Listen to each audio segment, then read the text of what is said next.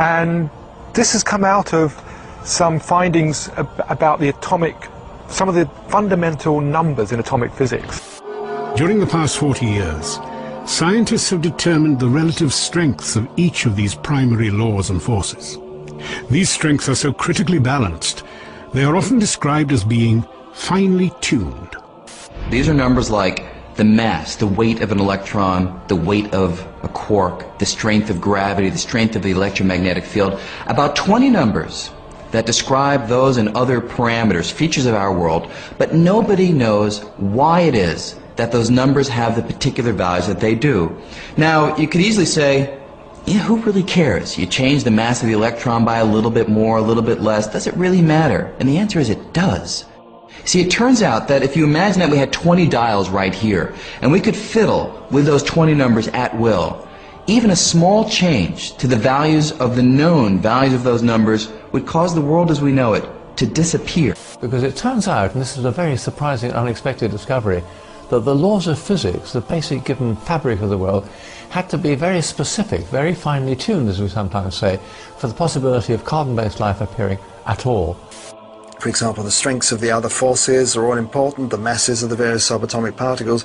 Now, this is one of a long list of properties in underlying physics that seem to be prerequisites for a universe with life. If all of these things were even a little bit different, then life, certainly life as we know it, could not exist. It's a very surprising conclusion, but it's true, and all scientists will acknowledge that's the case. Bernard Carr is a cosmologist and studies how the laws of physics operate in the universe. He says that the laws of nature are so finely tuned to enable complex life to exist that it is extremely unlikely that this could have happened by chance. Such fine-tuning, Carr believes, at least raises the possibility of a tuner.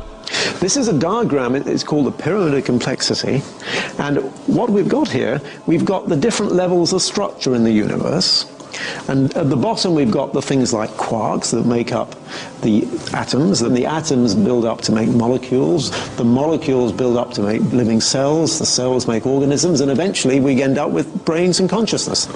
It's rather hard to estimate what the probability is, but it was clearly very, very unlikely that those fine-tunings which allowed this pyramid of complexity to arise would be there. A very simple and central example is the question of where does carbon come from? The very early universe doesn't make any carbon. It's very simple, it only makes simple things. Hydrogen and helium, and they're pretty boring in terms of chemistry. Now, where does carbon come from? There's only one place in the whole universe where carbon is made, and it's in the interior nuclear furnaces of the stars. We are people of stardust, made of the ashes of dead stars. And it turns out that the process by which carbon is made inside the stars is an extraordinarily delicate process. In fact, it looked at first sight as though it couldn't happen at all. It's only possible because there's a very large enhancement effect, called a resonance in the trade, which makes it go much quicker than we might have expected. And that resonance is there because the laws of nuclear physics take a very specific form. If they were a little bit different, either there would be no resonance or it would be in the wrong place at the wrong energy. That's a very striking example of how finely tuned the universe has to be for us to be inhabitants of it.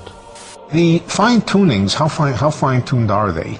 Most of them are 1% sort of things. In other words, if a thing is 1% different, everything is bad. And a physicist could say, maybe those are just luck. On the other hand, this cosmological constant is tuned to 1 part and 10 to the 120, 120 decimal places. Nobody thinks that's accidental. That is not a reasonable idea, that something is tuned to 120 decimal places just by accident. That's the most extreme example of fine-tuning. No force in the history of cosmology has ever been discovered to be that finely tuned. The cosmological constant needs to be set to 1 part in a trillion, trillion, trillion, trillion, trillion, trillion, trillion, trillion, trillion, trillion. Otherwise the universe would be so drastically different that it would be impossible for us to evolve. That the cosmological constant arrived at such a tiny value by chance seem to be out of the question. Ils sont nombreux à dire que finalement, quand on regarde l'univers, surtout à l'origine, eh bien, on constate qu'il ne peut pas être né par hasard, et que le hasard n'a aucun rôle, et que plus on remonte loin dans le temps, donc plus on remonte vers le Big Bang, plus on trouve un univers qui est ordonné, réglé, ajusté. For example, if we go back to say 1 second after the Big Bang, at that point the expansion rate and the mass density have to have been adjusted to each other just right, so that the universe is just at this critical point. If the universe at that point were expanding just 1 part in the 15th decimal place faster, the universe would have flown apart without galaxies ever having had a chance to form.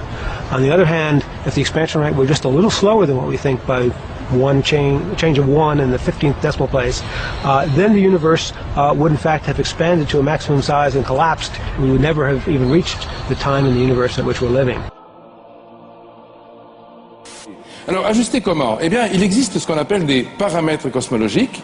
Ce sont des grandes constantes, la constante de la vitesse de la lumière, par exemple, qui fait 300 000 km à la seconde, 7 fois donc le tour de la Terre en 1 seconde. Il y a la constante de gravitation. Ce sont des chiffres, des données chiffrées, avec un zéro, une virgule, et puis parfois des dizaines de décimales derrière la virgule. Eh bien, si on changeait simplement une seule de ces décimales sur une seule de ces 20 constantes, l'univers ne pourrait pas apparaître. Eh bien ça signifie que le hasard n'a aucun rôle à jouer à l'origine de l'univers. How did this come about, this rather terrific luck? Of course, one of the first explanations that comes to mind is that there was a tuner or a creator, or if you like, God. And obviously for people of a theological disposition, the idea that the fine-tuning is evidence of God, of course, is wonderful.